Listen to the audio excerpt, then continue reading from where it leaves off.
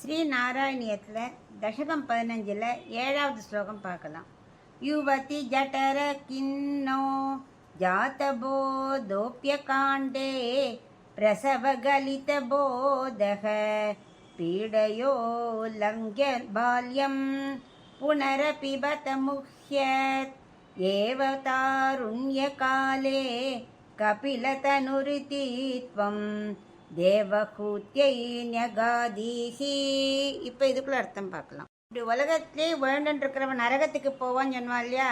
அப்போது நரகத்தில் கஷ்டப்பட்டு முடிச்ச பிறகு என்ன செய்வான் அப்படிங்கிறது இந்த ஸ்லோகத்தில் சொல்கிற கபிலர். அதாவது பாவங்கள் தான் மூட்டை மூட்டையாக இருக்கே, நரகத்தில் ஒரு பாவம் மூட்டையை கழிக்கிறான், மீதிக்காக மீண்டும் மீண்டும் பிறவி எடுத்துக்கொண்டே இருப்பான் அப்படின்னு சொல்கிறார். அதாவது நரக வேதனை முடிந்த பின் ஒரு தாயாரோட வயிற்றில் கருவாக உருவாகிறான். வயிற்றுக்குள் இருக்கும்போதே நிறைய கஷ்டங்களை அவன் அனுபவிக்கிறான். அப்போது திடீரென்று பகவான் என்ன பண்ணுறார், ஒரு டிவி மாதிரி ஒன்று போட்டு காமிக்கிறார். என்ன ஞானம் வருகிறது அந்த குழந்தைக்கு, அதனால் அவர் போட்டு காமிக்கிறார். என்ன காமிக்கிறார் அப்படின்னா, எத்தனை பிறவிகள் நீ எடுத்த, என்னென்ன பாவங்கள் செஞ்ச, அதனால் என்னெல்லாம் நடந்திருக்கு, எவ்வளோ துன்பங்களை அனுபவிச்சா அப்படின்னு போட்டு காட்டினோடனே இந்த குழந்தை அப்படியே பயந்து அப்போவே ஒரு முடிவு எடுத்துடுறான். ரெசல்யூஷன் எடுப்போம்னு சொல்லுவான் இல்லையா, அது மாதிரி இனி மனித பிறவியை இந்த மனித பிறவியிலாவது ஒழுங்காக வாழ்ந்து பகவான் அருளால் மோஷம் அடைஞ்சிடணும், இனிமேல் மனித பிறவியை எடுக்கும்படியாக இருக்கக்கூடாது, நல்ல வழியை பின்பற்ற வேண்டும் அப்படின்னு முடிவு செஞ்சுடுறதான். ஆனால் குழந்தை வெளியே வரும்போதே இந்த சட்டங்கிற வாயு ஞானத்தை மறைத்து விடுகிறது. அதனால் அப்படியே பழைய கர்ம வாசனையும் வந்து விடுகிறது. அதனால் இளமை காலத்திலேயே கஷ்டப்படுகிறான். வாலிப பருவத்தில் பெண்ணாசையால் மயங்கி குடும்ப வாழ்க்கையில் ஈடுபட்டு பக்தி செய்யாமல் இறுதியில் மறுபடியும் நரக வேதனை அனுபவிக்கிறான். அதனால் தான் மறுபடியும் பிறவி எடுத்து இந்த உலகிலேயே உழன்று கொண்டிருக்கிறான் என்று உபதேசித்தார். ஸ்ரீ நாராயணியத்தில் தசகம் 15 8வது ஸ்லோகம் பார்க்கலாம்.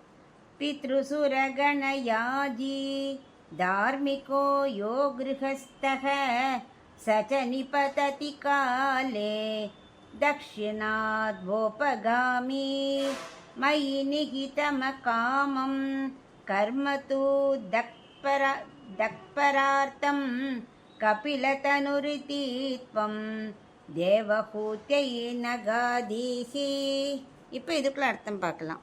இந்த ஸ்லோகத்தில் பக்தியில் ஈடுபட வேண்டும் அல்லது நரக வேதனை அனுபவித்து விட்டு பிறவி பின்னர் வாழ வேண்டும் என்று 2 விஷயம் இது வரைக்கும் சொன்னார்ல, 7 வரைக்கும் அதான் சொல்லியிருக்கார். இந்த இரண்டிற்கும் இடைப்பட்ட வாழ்பவரோட கதி என்ன ஆகும்?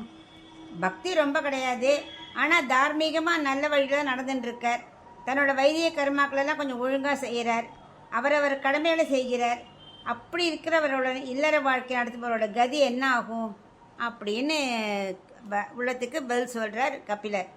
என்னன்னாக்க, தென் திசையில் பயணித்து தூமாதி மார்க்கம் வழியாக பித்ருலோகத்தை அடைவார்கள்.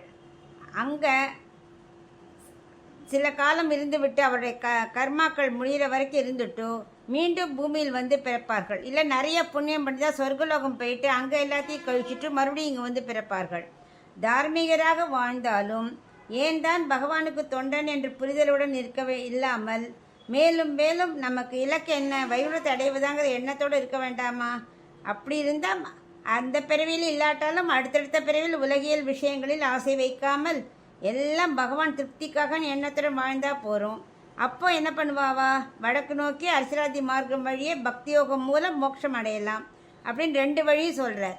ஒன்று தூமாதி மார்க்கம் வழியாக பித்ருலோகம் சொர்க்கலோகம் போகணும், இல்லை அவனுக்கு எண்ணம் வந்துருத்தோ சரி நம்ம பகவானுக்காக தான் நம்ம செய்யணும், கர்மா செஞ்சால் கூட அது பகவானோட திருப்திக்காக அப்படின்னு செஞ்சாக்க அது கொஞ்சம் கொஞ்சமாக இந்த பிறவி இல்லாட்டாலும் மெல்ல மெல்ல அது நல்ல வழியை பக்தி யோகத்தை ஏற்படுத்தி அர்ச்சராதி மார்க்கம் வழியாக போகிறதுக்குள்ள வழியை காமிக்கும் அப்படின்னு நன்னா விளக்குறார்.